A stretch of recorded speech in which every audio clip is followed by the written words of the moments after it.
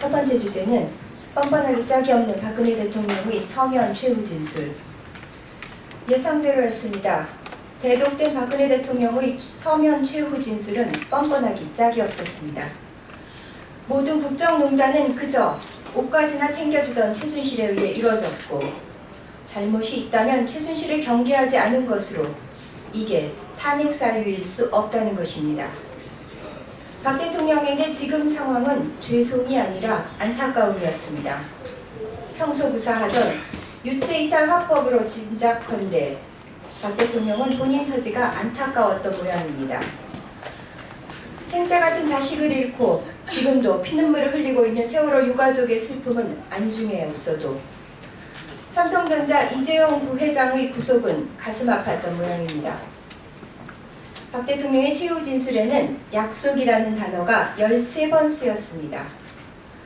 검찰과 특검 수사를 성실히 받겠다는 국민과의 약속을 3번이나 어겨놓고 어찌 약속이라는 단어를 입에 올립니까? 약속이라는 소중한 단어를 오염시키지 마십시오.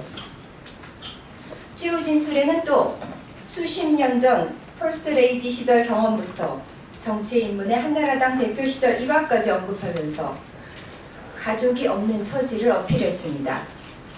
가족이 없으니 사익을 추구할 이유가 없다는 주장입니다.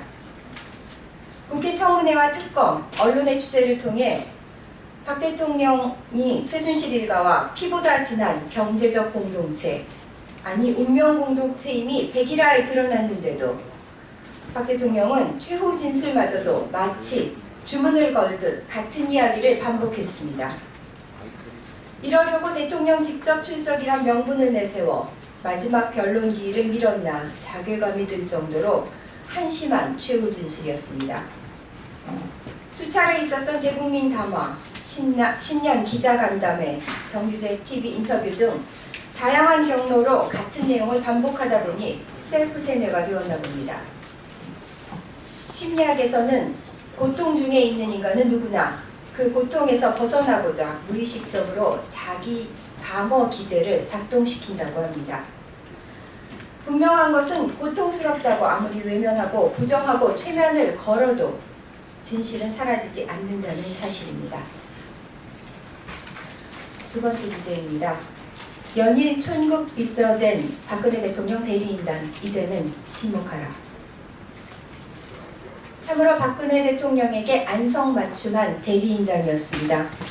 어제 박 대통령 대리인단 측의 최종 변론은 15명의 변호사에 의해 무려 5시간 동안 진행되었습니다.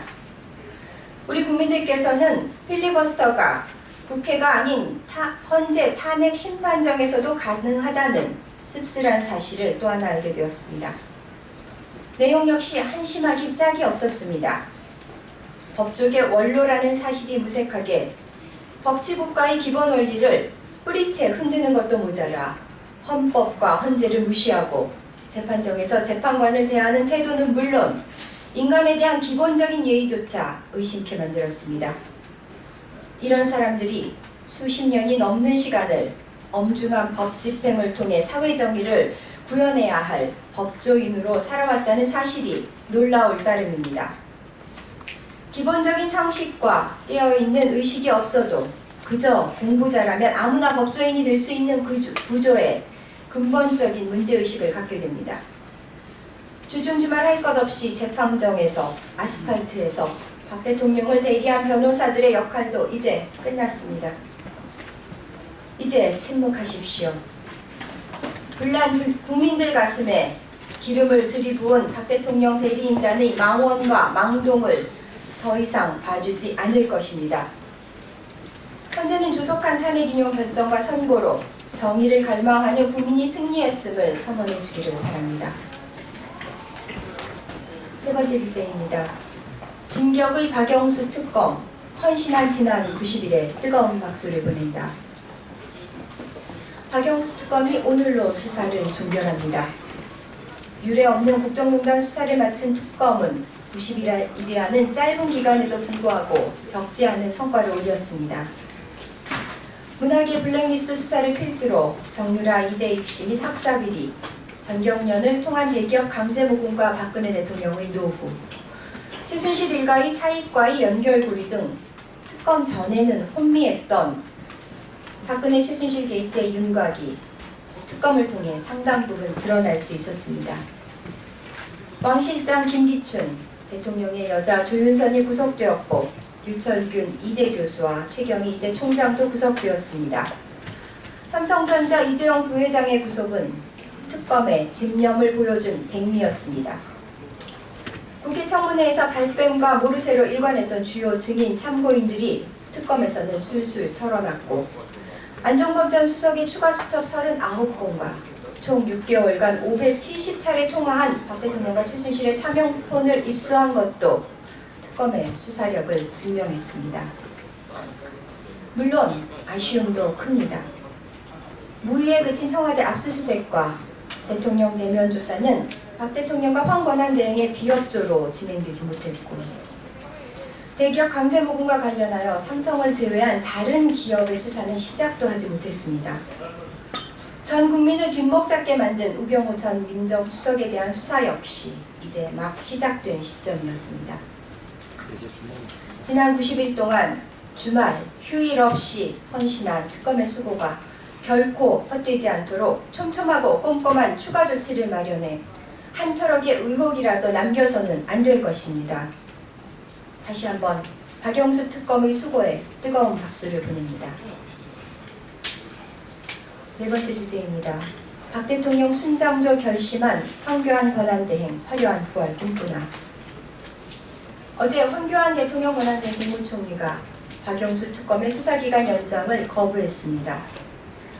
박 대통령의 마지막 호위무사로서 순장조의 길을 걷기로 결심한 모양입니다.